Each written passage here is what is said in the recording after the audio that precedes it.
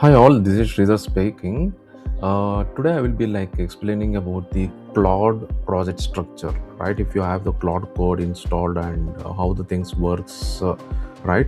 What are all the doubts which are there in the structure of the Claude code?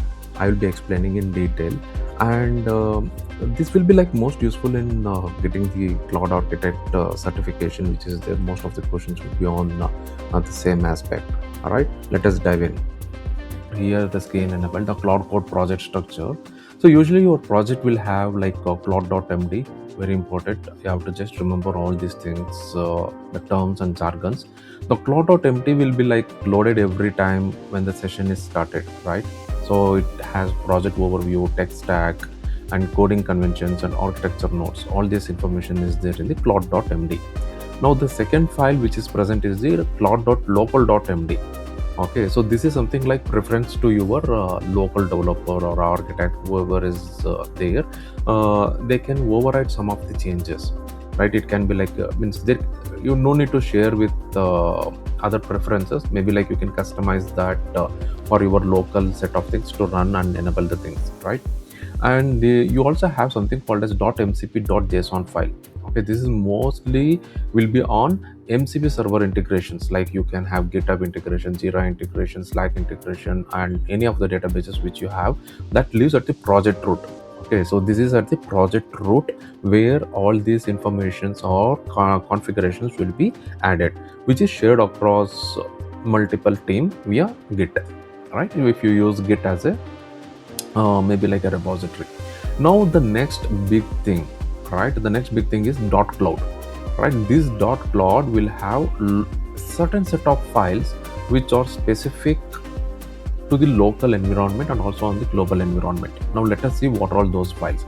Now if you go to settings.json, settings.json will have permissions and then tool access, environment, variables, and hooks configuration, right? So you have something called as pre-tool use, post-tool use for auto linting, and also for branch protection, right? So you have validations and all those things.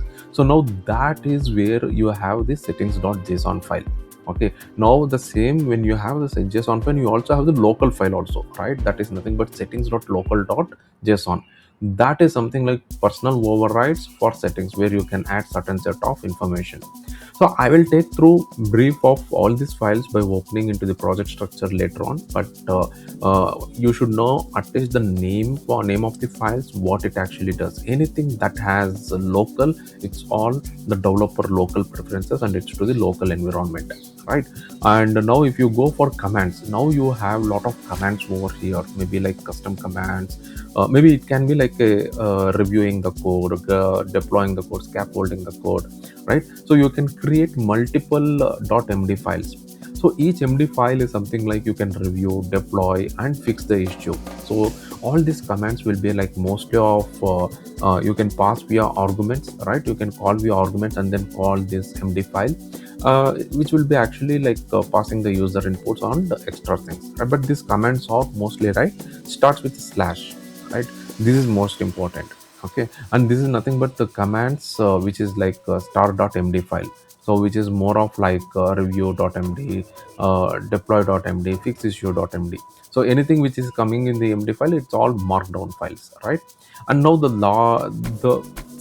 most important part I can say is the skills. You can add different types of skills.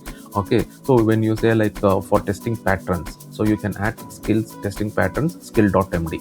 You can have code reviews, you can have many of the skills which is something you wanted to go and add some Slack integration or Teams integration, or you wanted to find out the skill of an architect, right? How does the code reviewing happens, and how does the you can add that type of skills over here as a particular person specific.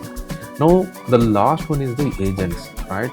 So also the invocations is important over here. When you have the skills, right, these are all auto triggered based on the task context, or it is it is invoked with the slash skill name.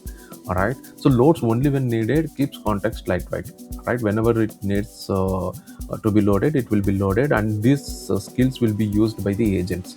Okay, so that is where it will be helpful.